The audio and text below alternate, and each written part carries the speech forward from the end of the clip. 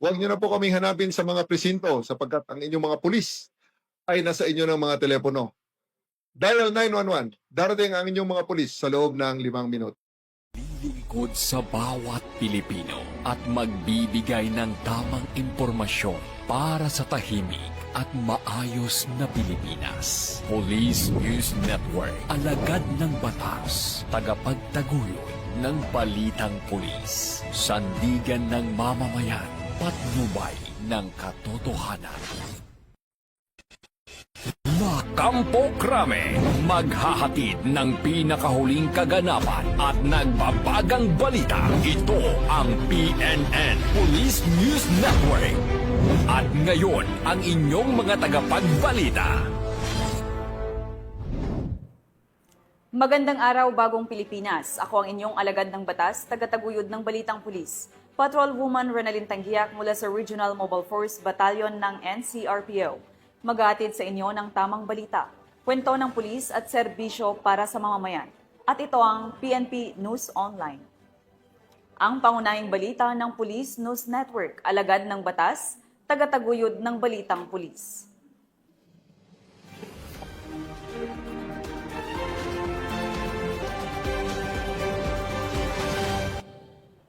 Ngayon ay araw ng Sabado at narito ang mga balitang nakalap ng ating PNN correspondents sa loob ng linggong ito.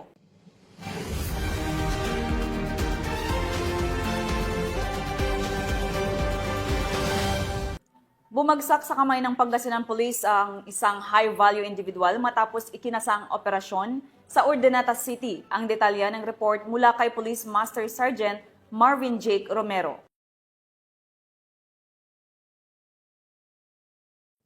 Isang high-value individual ang naaresto sa isinagawang operasyon ng pulisya sa Urdaneta City, Pangasinan. Kinilalang suspect na si alias Milo, 39 taong gulang, residente ng Barangay Bayawas, Urdaneta City. Ayon sa ulat ng Pangasinan Police Provincial Office, dakong alas 10:30 ng gabi nang isilbi ang search warrant laban sa akusado para sa paglabag sa Republic Act 9165 o Comprehensive Dangerous Drugs Act of 2002. Sa operasyon na kumpiska mula sa suspect ang 12 na heat-sealed plastic sachet na hinihalang shabu na tumitimbang ng humigit kumulang 60 grams at may halagang nasa 408,000 pesos. Na-recover din ang ilang drug paraphernalia tulad ng mga aluminum foil at isang black pouch. Ang operasyon ay sinagawa sa maayos at mapayapang paraan na dinaluhan ng mga opisyal ng barangay at kinatawan ng media bilang mga saksi. Dinala ang suspect sa Urdaneta City Police Station para sa kaukulang disposisyon at kasalukuyang inihanda ang mga kaso laban sa kanya sa paglabag sa Section 11 at 12 ng Republic Act 9165. Mula dito sa Ilocos Region, ako ang iyong PNN correspondent, Police Master Sergeant Marvin Jake Romero, alagad ng batas, tagataguyod ng Balitang Pulis. Maraming salamat, Police Master Sergeant Jake Romero.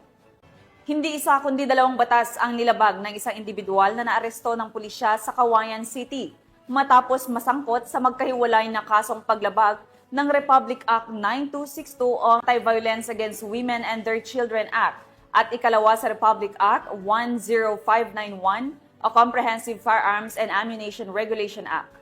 Patrolwoman Jerilyn Colico sa report. Sa mas pinahusay na pamumuno ni Police Lieutenant Colonel Ernesto de la Cruz Nebalasca Jr., hepe ng Cauayan Component City Police Station, naarestong isang lalaking magsasaka sa paglabag sa 2 magkahiwalay na kasong Republic Act 9262 o Anti-Violence Against Women and Their Children Act of 2004 at RA 10591 o the Comprehensive Firearms and Ammunition Regulation Act bandang alas 10:30 ng gabi noong 11 ng Agosto nitong taon sa Barangay Nungnungan 2, Cauayan City, Isabela. Ang naturang suspect ay kinilalang si alias Ferdy, nasa hustong gulang, may asawa, magsasakat residente ng nasabing lugar. Batay sa isinagawang investigasyon ng Cauayan Component City Police Station, nagkaroon ng mainit na pagtatalo ang mag-asawa na humantong sa pisikal na pang-aabuso ng suspect sa kanyang asawa. Kaagad na nakahingi ng tulong ang biktima sa kanilang kapitbahay at sumunod na kumonsulta sa mismong punong barangay ng nabanggit na lugar na siyang nag-ulat sa Cauayan Component City Police Station ukol sa insidente ng pang-aabuso kung kahit rumisponde agad ang mga ito. Nang sila ay makarating sa lugar, natuklasan nilang tumakas ang suspect patungo sa kanyang sakahan sa nabanggit na barangay. Kaagad namang nagsagawa ng hot pursuit operation katuwang ang mga barangay officials. Pagdating nila sa nabanggit na sakahan, tumanggi ang suspect na papasukin sila sa kanyang bahay na naging dahilan upang pwersahin ng mga tauhan ng Kawayan Component City Police Station na sirain ang kanyang pintuan at kaagad na arestuhin ang suspect. Sa loob ng bahay ay napansin din nila ang maliit na klase ng baril sa ilalim ng kanyang kama kung kaya't nakuha mula sa pag-iingat at kontrol ng suspect ang isang unit ng caliber 45 pistol na may tatak na The Ranger 1911A1 Imperial Defense Services Ltd London, England na may kasamang isang magazine na kargado ng 7 live ammunition ng kaparehong caliber, 6 na piraso ng basyo ng caliber 45 at isang piraso ng plastic sachet o ice bag. Kaagad na ipinaalam sa suspect ang dahilan ng kanyang pagkaaresto at binasahan ng kanyang mga karapatan bilang isang akusado alinsunod sa saligang batas. Matapos ang operasyon ay isinagawa ng maayos at masusing inventaryo at pagmamarka sa mga nakumpiskang ebidensya sa mismong lugar ng pinangyarihan sa harap ng suspect na nasaksihan ng punong barangay at mga barangay kagawad ng nabanggit na barangay. Pagkatapos ay kaagad din dinala ang suspect sa impila ng Kawayan Component City Police Station para sa dokumentasyon at tamang disposisyon para sa pagsasampa ng kaukulang kaso. Mula dito sa Lambak ng Cagayan, ako ang inyong Police News Network Correspondent, Patrolwoman Jerilyn Colico, alagad ng batas, tagataguyod ng balitang pulis. Maraming salamat, Patrolwoman Colico.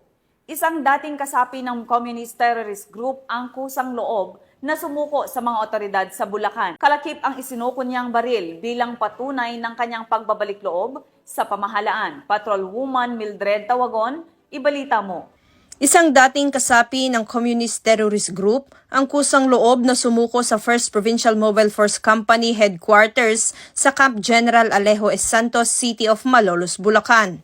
Kinilala ni Police Major Norheda Usman, officer in charge ng Bulacan 1st Provincial Mobile Force Company, ang nagbalik loob na si alias Kamar, 39 taong gulang na residente ng Barangay Bangkal, May Kawayan City, Bulacan. Ang pagbabalik loob ay bunga ng matagumpay na pakikipag-ugnayan at negosasyon ng mga tauhan ng 4th Platoon 1st Provincial Mobile Force Company kasama ang Malolos City Police Station, Bulacan PIU, 17th Infantry Battalion ng Philippine Army at 301st Maneuver Company ng Regional Mobile Force Battalion 3. Bitbit ni alias Kamar sa kanyang pagsuko ang isang hindi lisensyadong Smith & Wesson caliber 38 revolver na walang serial number kasama ang 5 live ammunition.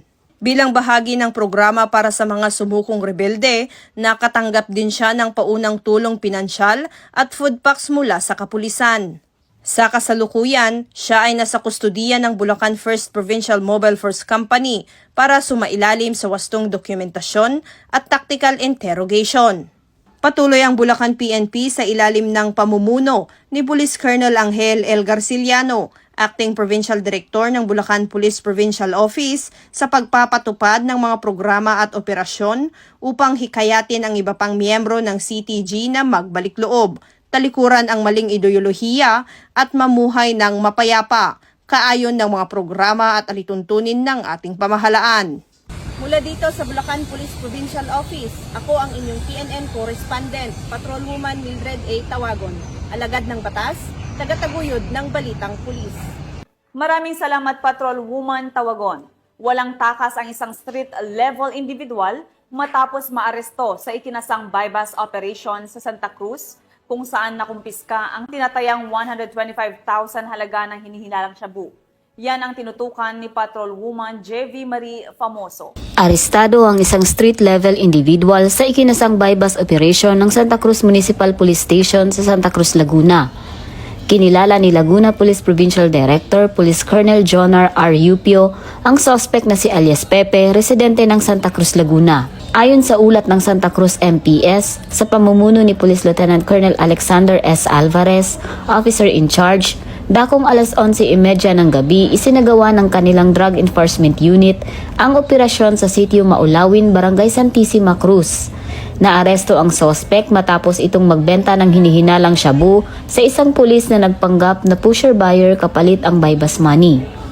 Nasamsa mula kay alias Pepe ang 5 piraso ng small, heat-sealed transparent plastic sachet na naglalaman ng humigit kumulang 18.40 gram ng hinihinalang shabu na tinatayang nagkakahalaga ng 125,120 pesos. Isang piraso ng 500 peso bill na ginamit bilang buy-bus money at isang coin purse. Kasalukuyan, nasa kustodiya ng Santa Cruz MPS ang sospek habang hinihahanda ang mga dokumento para sa pagsasampa ng kasong paglabag sa Republic Act 9165 o Comprehensive Dangerous Drugs Act of 2002. Ang pagkakaaresto ng sospek na ito ay alinsunod sa direktiba ng ating pambansang hepe ng pulisya na si Police General Nicolas D. Torre III na palakasin ang mga operasyon kontra illegal na droga. Ito ay upang mailigtas ang ating mga kababayan, lalo na ang mga kabataan na maaaring maging biktima ng illegal na droga. Mula dito sa Calabarzon, ako ang inyong Police News Network Correspondent, Patrolwoman Jevie Marie Famoso, alagad ng batas, tagataguyod ng balitang pulis. Maraming salamat, Patrolwoman Famoso. Sa ikinasang bypass operation ng mga otoridad sa bayan ng Taytay, Palawan, nasakote ang isang lalaki matapos mahuling aktong nagbebenta ng hinihilalang shabu. Nakibalita dyan si Patrolwoman Abigail Dato. Arestado ang isang 37 taong gulang na lalaki sa isinagawang bypass operation ng Taytay Municipal Police Station, katuwang ang Palawan Provincial Drug Enforcement Unit at Provincial Intelligence Unit, Palawan Police Provincial Office, sa koordinasyon ng Philippine Drug Enforcement Agency sa Barangay Poblasyon, Taytay, Palawan, nitong Agosto taong kasalukuyan. Kinilala ang suspect na si alias Tonton, may live-in partner at residente ng nasabing barangay. Naaresto siya matapos makipagtransaksyon sa isang pusher buyer kung saan nabili mula sa kanya ang isang sachet ng hinihinalang shabu na may bigat na 0.59 grams kapalit ang 500 pesos marked money.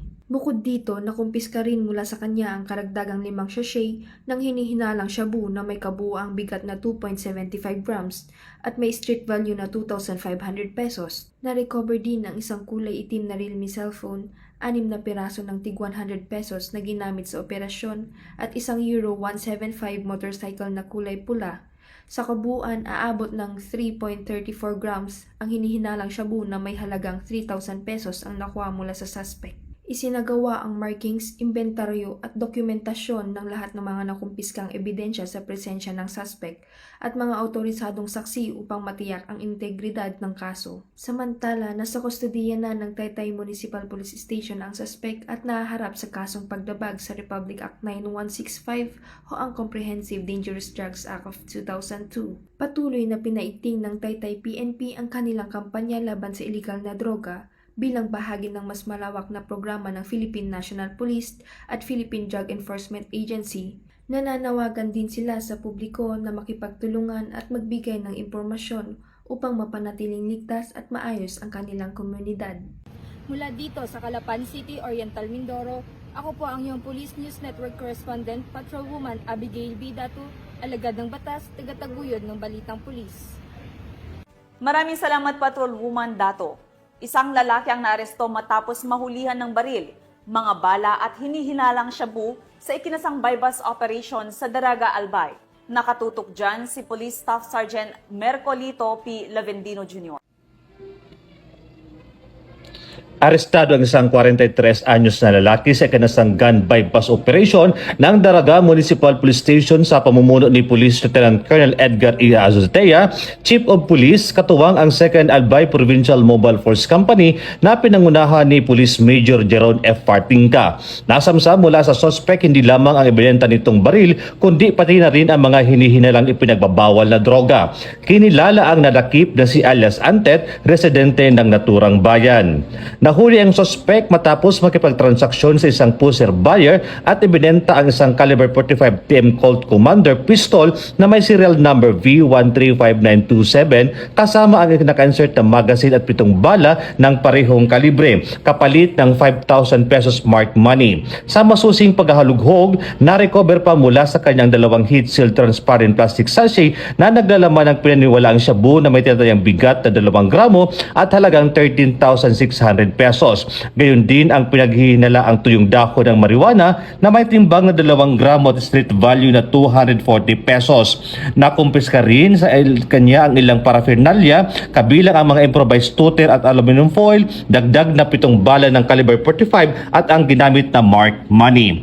Ayon kay Police Colonel Noel D. Nunez, Provincial Director ng Albay Police Provincial Office, ang matagumpay na operasyon na ito ay bahagi ng pinigting na kampanya laban sa paglaganap ng iligal armas at droga na patuloy na nagiging banta sa kapayapaan at kaayusan ng publiko. Kanyang binigyang diin ang mananatili aktibo ang pulisya sa pagsagawa ng mga operasyon upang masawata ang kriminalidad, kasabay ng panawagan sa publiko na makipagtulungan at magsumbong sa anumang kahinahinang aktibidad upang matiyak ang kaligtasan at katahimikan ng komunidad. Samantala, kasalukuyang nakakulong ang sospek sa Daraga Municipal Police Station at naharap sa kasong paglabag sa Republic Act 10591 at Republic Act 2165 o ang Comprehensive Dangerous Drugs Act of 2002. Isang pagkakulang kaso laban sa kanya sa pamamagitan ng inquest proceedings sa korte. Dito sa Legazpi Serial Bay, ako po yung Police News Network Correspondent, Police Staff Sergeant Merculito P. Loventino Jr. Alagad ng batas, tagataguyod ng balitang pulis. Maraming salamat Police Staff Sergeant Lavendino. Walang kawala sa batas ang isang babae matapos madakip sa isinagawang bypass operation ng kapulisan sa Yulo Arroyo, Iloilo City. Nakibalita dyan si Patrolwoman Jolibel Alvior.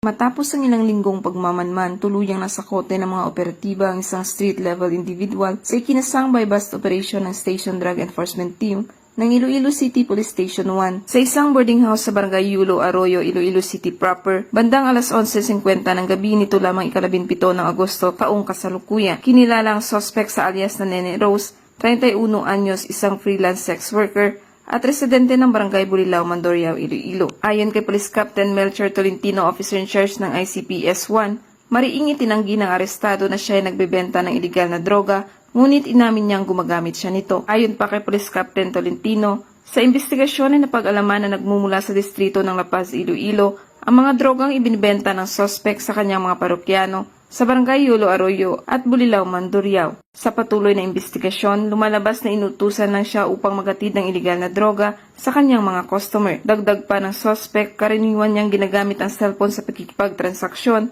at madalas niyang inihahatid ang pinagbabawal na droga sa mga lodging house. Positibong nagbenta ang suspect ng isang sachet ng hinihinalang shabu gamit ang isang 1,000 pesos marked money. Sa pagkakaaresto, nakuha pa mula sa kanyang 4 na karagdagang sachet ng suspected shabu na nakalagay sa isang itim na coin purse na natagpuan sa loob ng kanyang bag. Nasa humigit kumulang 4 na gramo ang kabuuang bigat ng nakumpiskang iligal na droga na may tinatayang halaga na 27,200 pesos batay sa standard drug price. Kasalukuyang nakadetain sa ICPS 1 ang suspect at nahaharap sa kasong paglabag sa Republic Act 9165 o ang Comprehensive Dangerous Drugs Act of 2002. Muling pinatunayan ng Iloilo PNP na hindi titigil ang kanilang operasyon hanggang masugpo ang kalakalan ng ipinagbabawal na gamot sa lugar dahil sa bagong Pilipinas ang gusto ng pulis. Ligtas ka. Mula dito sa Police Regional Office 6, ako ang inyong Police News Network Correspondent, Patrolwoman Jolibel Alvio, alagad ng batas, tagataguyod ng balitang pulis.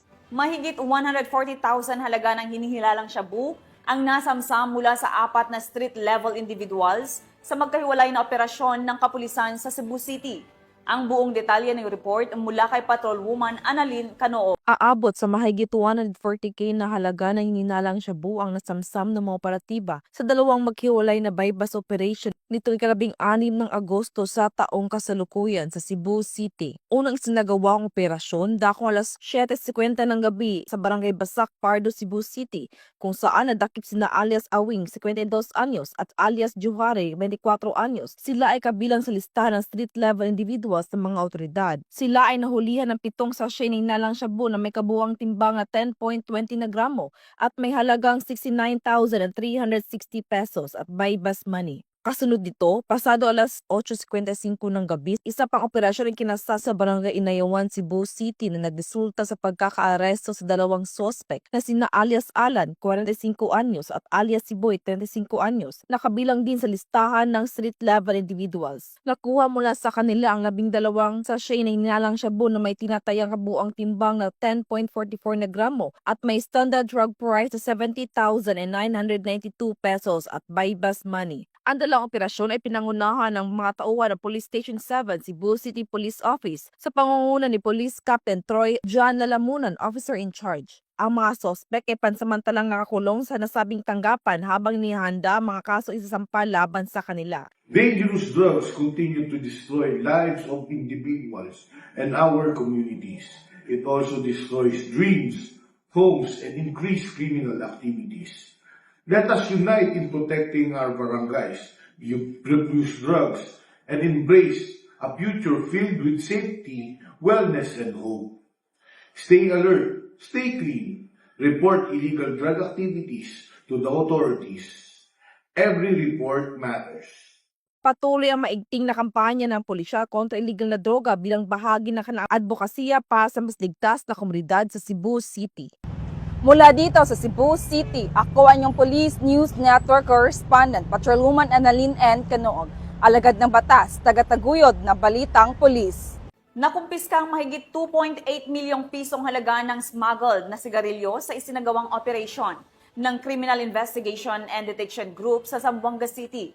Alamin ang iba pang impormasyon mula kay Patrolwoman Joyce Franco. Nasamsam ng mga operatiba ng CIDG Zamboanga CFU, katuwang ang Bureau of Customs at Zamboanga City Police Station 11 ang nasa 50 master cases ng hindi dokumentadong imported na sigarilyo sa isinagawang operasyon sa Zamboanga City Public Market, Poblasyon, Zamboanga. Tinatayang aabot ng 2,865,000 ang kabuang halaga ng nakumpiskang sigarilyo na kinabibilangan ng 14 na master cases ng Ray Cigarette, 13 master cases ng Marlboro Gold, 10 master cases ng Mighty Menthol Cigarettes, 7 master cases ng Gift Cigarettes, 4 na master cases ng Marlboro Cigarette, 1 master case ng Marlboro Red, at 1 master case ng Ray Cigarette. Nadiskubre ang mga kontrabando matapos ang natanggap na impormasyon mula sa isang concerned citizen hinggil sa pansamantalang imbakan ng mga smuggled na sigarilyo sa naturang pamilihan. Sa agarang aksyon ng mga kapulisan, natagpuan ang mga kontrabando sa stall number 76 ng Building F sa loob ng Zamboanga City Public Market. Ayon sa ulat ng Office of the Market Administrator, ang nasabing stall ay nakarehistro sa pangalan ng isang Kalmi Hakinan. Isinagawa ang inventaryo ng mga nakumpiskang produkto sa harap ng mga saksi na sina Honorable Alsamer Jafar, Barangay Kagawad ng Poblasyon Zone 4. Patuloy ang investigasyon upang matukoy ang iba pang sangkot sa operasyon ng smuggled na sigarilyo. Tiniyak ng Police Regional Office 9 Zamboanga Peninsula ang kanilang patuloy na pagpapatupad ng mandato na protektahan ang Zamboanga Peninsula laban sa mga iligal na kalakalan sa pamamagitan ng mas pinaigting na pagpapatrolya at koordinasyon sa iba't ibang ahensya ng pamahalaan. Patuloy na iimbestigahan ng kaso para sa posibleng pagsampa ng kaukulang reklamo laban sa mga sangkot.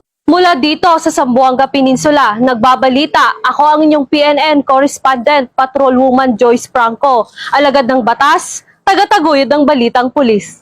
Maraming salamat, Patrolwoman Franco. Sa halip na nasa paaralan, kulungan ang bagsak ng isang estudyante matapos maaresto sa ikinasang bypass operation ng mga otoridad sa Osamis City. Patrolwoman Sara Vem Batomalaki sa balita.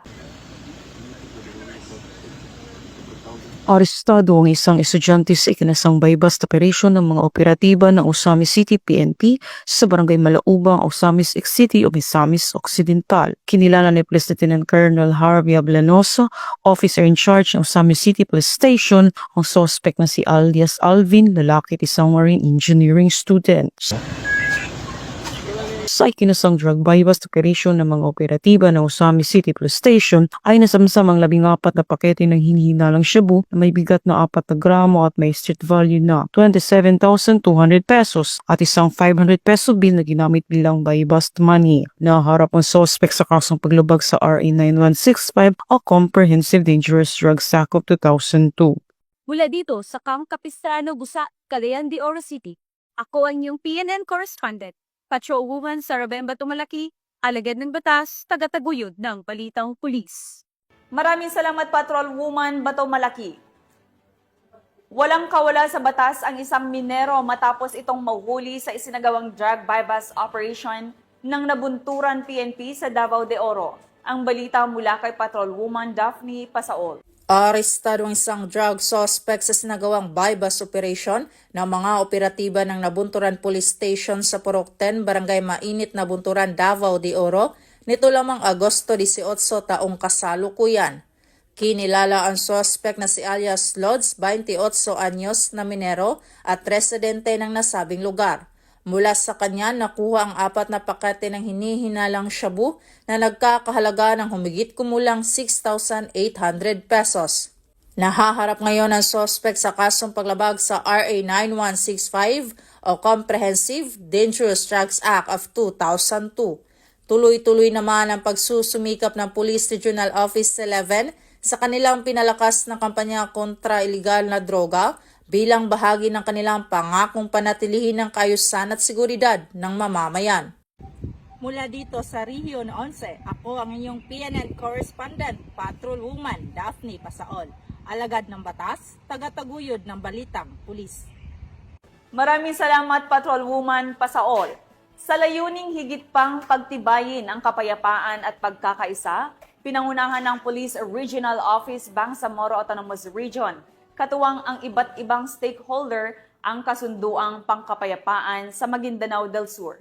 Yan ang balitang hatid ni Patrolwoman Leonora Gawang. Isang mahalagang hakbang tung sa pagkakaisa at kapayapaan ang isinagawa nito lamang ika-17 ng Agosto taong kasalukuyan matapos na maipatupad ang kasunduang pangkapayapaan o Peace Pact sa pagitan ng dalawang grupo sa Datuangal Midtimbang, Maguindanao del Sur.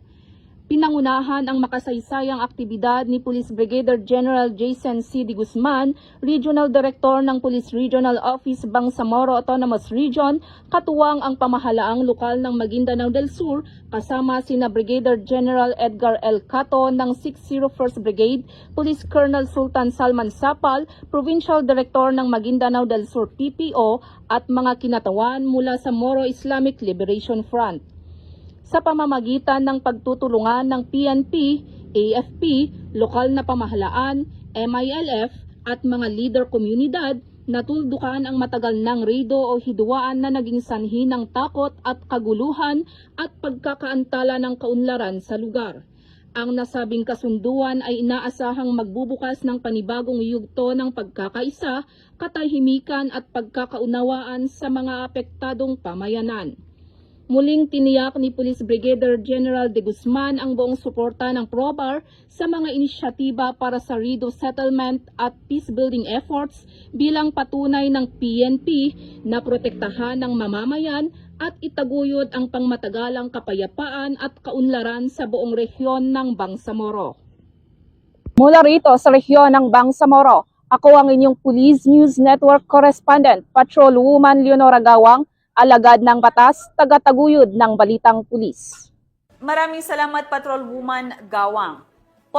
Formal nang lumagda ang isang kasunduan ng Philippine National Police, lokal na pamahalaan ng Bontoc at ilang mga stakeholders para sa donasyon ng mga closed-circuit television o CCTV units na layong mapabilis ang pagresponde ng mga otoridad sa iba't ibang insidente. Police Master Sergeant Lenny Valerio sa ulat. Formal na nilagdaan ng isang Memorandum of Agreement o MOA nito lamang 18 ng Agosto taong kasalukuyan sa Bondoc Mountain Province sa pagitan ng Mountain Province Police Provincial Office, Provincial Advisory Group for Police Transformation and Development, Local Government Unit ng Bondoc at ang private installation ng police station ng Bondoc kaugnay sa 8 closed-circuit television o CCTV na ilalagay sa mga strategic place sa lugar. Ang mga CCTV unit ay nakuha sa pamagitan ng kinita ng Bang Before the Ban Shoot for a Cause na aktibidad na ginanap noong Enero 3 hanggang 5 ngayong taon. Ang fundraising event na nilahukan ng shooting enthusiasts at stakeholders ay naglalayong makabuo ng resources para suportahan ang Project Eye on the Road ng PNP Mountain Province, isang inisyatiba na nakatuon sa pag-install ng CCTV system bilang isang strategic tool sa pagpigil sa krimen at solusyon sa krimen para sa mabilis na pagresponde. Mula dito sa Baguio City, rehiyon ng Cordillera, ito ang yung Police News Network Correspondent, Police Master Sergeant Lenny Baladio, alagad ng batas, tagataguyod ng balitang pulis. Maraming salamat, Police Master Sergeant Valerio. 3 kataong sangkot sa kasong robbery ang naaresto ng mga tauhan ng Southern Police District sa lungsod ng Taguig.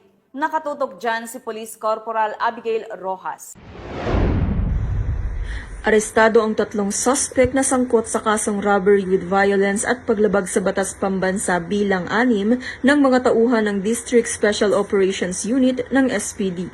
Katuwang ang Taguig City Police Station sa isinagawang spot operation sa kahabaan ng C5 Road Tunnel Market sa Taguig City. Kinilala ang mga naarestong suspect na sina alias Wally, 20 anyos alias John Del, 31 taong gulang, alias Mark, 20 anyos at si alias Renzo na patuloy pang tinutugis ng pulisya. Na-recover sa operasyon ang ilang nakaw na cellphone, mga patalim, motorsiklo at iba pang kagamitan na ginamit sa krimen. Dinala naman sa tanggapan ng District Special Operations Unit ang mga naarestong suspect at mga ebidensya para sa dokumentasyon at pagsasampa ng kaukulang kaso. Tiniyak din na mananatiling aktibo ang SPD sa pinaigting na kampanya laban sa kriminalidad upang matiyak ang kapayapaan at kaligtasan ng publiko. Mula dito sa Metro Manila, ako po ang inyong PNN correspondent, Police Corporal Abigail Rojas. Alagad ng batas, tagataguyod ng Balitang Pulis. Maraming salamat, Police Corporal Rojas. At yan ang mga balitang nakalap ng ating mga PNN correspondents mula Luzon, Visayas at Mindanao sa loob ng linggong ito. Sa ngalan ng pamunuan ng Philippine National Police, sa pangunguna ni Chief of PNP General Nicolas Torre III, at sa pamumuno ni President Ferdinand Marcos Jr., kami ay maglilingkod sa bawat Pilipino at magbibigay ng tama at balanseng balita dahil dito sa bagong Pilipinas, ang gusto ng pulis, ligtas ka. At sa mga mahal naming kababayan, huwag na kayong maghanap ng pulis sa presinto sapagkat kami po ay nasa inyo ng mga telepono. Tumawag sa 911, darating kami sa loob ng 5 minuto. Mula rito sa tanggapan ng tagapag-ugnay ng pambansang pulisya, ako ang inyong alagad ng batas, tagataguyod ng Balitang Pulis. Patrolwoman Renalyn Tangiak mula sa Regional Mobile Force Battalion ng NCRPO. Maghatid ng tamang balita, kwento ng pulis at serbisyo para sa mamamayan. At ito ang PNP News Online, ang pangunahing balita ng Police News Network.